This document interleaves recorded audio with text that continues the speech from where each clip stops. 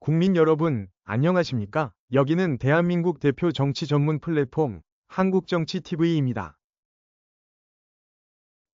헌법재판소는 2월 13일 서울 종로구 헌재 대심판정에서 윤석열 대통령 탄핵심판 8차 변론기일을 진행했습니다. 이날 8차 변론기일에는 윤석열 대통령이 출석한 가운데 조태용 국가정보원장과 김봉식 전 서울경찰청장, 조성현 육군수도방위사령부 제1경비단장 등이 증인으로 나와 증언했습니다. 국내 언론 매체들이 보도한 내용을 종합하면 이날 진행된 8차 변론 도중 지금까지 알려지지 않았던 사실들이 드러나 주목을 끌었습니다. 먼저 조태용 국가정보원장이 지난해 12월 3일 비상계엄 선포를 전후해서 윤석열 대통령 부인인 김건희 여사와 문자 메시지를 주고받았던 것으로 드러났습니다. 이날 국회 측 장순욱 변호사는 조태용 국정원장에게 통화 내역을 보면 계엄 전날인 12월 2일 대통령 부인으로부터 문자를 2통 받고 그 다음날 답장을 보냈다. 무슨 내용인지 기억나냐? 고 물었습니다. 그러자 조태용 국정원장은 기억이 잘 안 난다고 대답했습니다. 그러면서 뭔가 남아있으면 그걸 보면 판단이 되지 않을까 싶다고 말했습니다.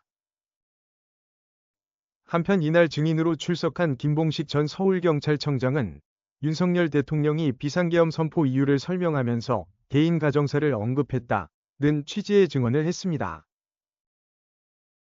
이와 관련해서 국회 측 이근규 변호사는 김봉식 전 서울경찰청장에게 수사 기록을 보니 개인 가정사를 얘기했다고 했는데 가정사가 뭐냐고 물었습니다.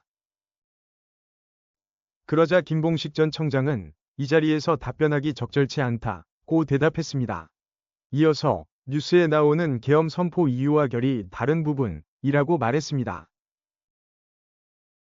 한편 12월 3일 비상계엄 선포 직후에 국회에 투입돼 병력을 지휘한 조성현 육군수도방위사령부 제1경비단장도 이날 증인으로 출석했습니다.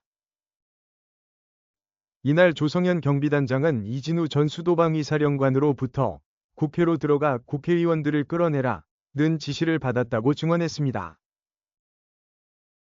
그러면서 조성현 경비단장은 국회 통제도, 위원들을 끌어내라는 과업도 누구도 정상적이라고 생각하지는 않았을 것이라고 말했습니다.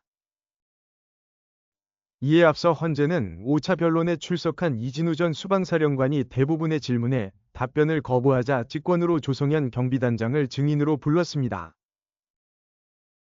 지금까지 윤석열 대통령 탄핵심판과 관련해서 헌재가 직권으로 채택한 증인은 조성현 경비단장 1명입니다.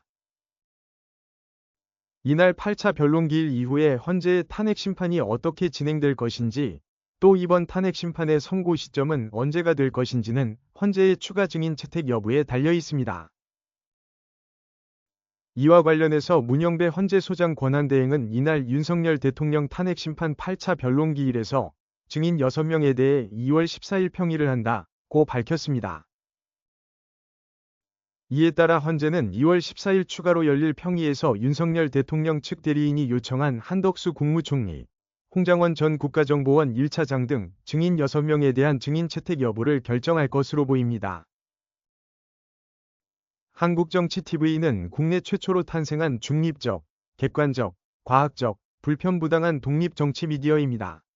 여러분의 구독과 알림, 자발적인 후원은 채널의 제작과 운영에 큰 힘이 됩니다.